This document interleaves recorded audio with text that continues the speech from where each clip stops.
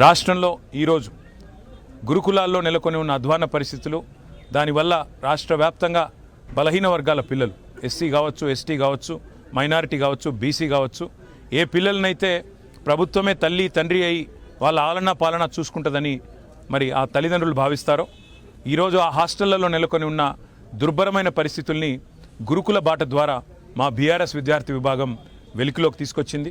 ఇవాళ ఆర్ఎస్ ప్రవీణ్ కుమార్ గారి నాయకత్వంలోని ఒక కమిటీ మా పార్టీ అధ్యక్షులు కేసీఆర్ గారికి ఒక అధ్యయన రిపోర్ట్ను కూడా సబ్మిట్ చేయడం జరిగింది.